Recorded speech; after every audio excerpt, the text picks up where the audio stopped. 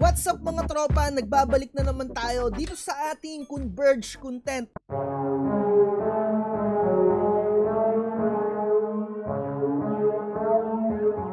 Maraming salamat sa mga patuloy na pagsuporta ninyo at sa mga patuloy na nagko-comment tungkol dito sa ating Converge content. At meron na naman tayong i-content ngayon. Shoutout sa iyo, Marisa Ramirez. So sabi niya dito, nakikipag-away pa daw siya. Bayad naman daw siya ng internet nila. Yun nga lang no, sa kamalian din pala niya na mali pala yung kanyang binabayaran na account number. Yung pinaka last digit daw mali. Sa GCash daw siya nagbabayad at nalaman na lang daw niya nung disconnected na yung kanyang internet. Nakikipag-away pa daw siya. Ayan talaga yung mahirap sa ating mga Pilipino no. Dapat 100% kapag sa online kayo nagbabayad, i-double check ninyo yung pinaka-account number ninyo. And syempre si Converge, wala namang pinapadala talaga ng mga letter yan kasi hindi na uso yan. Sa email na sinisend yung pinaka-billing natin. Make sure kapag nagtatype kayo sa GCash or kung saang platform man kayo nagbabayad,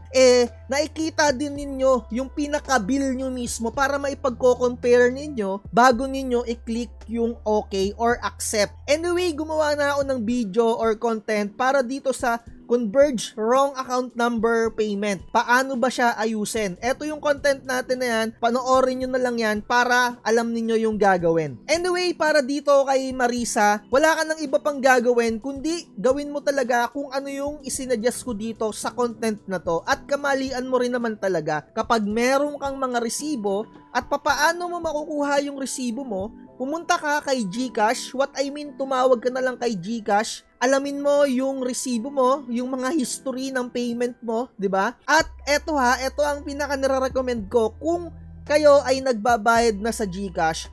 Make sure 100% meron kayong Converge Go Fiber na application sa mga cellphone ninyo. Hindi ko lang alam sa mga iOS user kasi ako Android phone lang yung meron ako. At every time na nagbabayad ako through online, through GCash, kapag ngayon ako nagbayad sa online, kinabukasan, dun sa pinaka-application ni Converge, nagbabago na. What I mean, na-update na. Kinabukasan pa, hindi real time yung update Halimbawa, nagbayad ako sa GCash umaga. Kinasunod na araw ng umaga, deducted na yung pinaka-payment ko. So, kung nakikita nyo dyan sa screen, hindi pa ako bayad sa ngayon kasi meron akong ine-experiment. So, 2 months na yung pinaka-bill ko dyan. Dapat meron talaga kayo nyan kasi mamamonitor nyo talaga dyan kung pumapasok yung payment ninyo.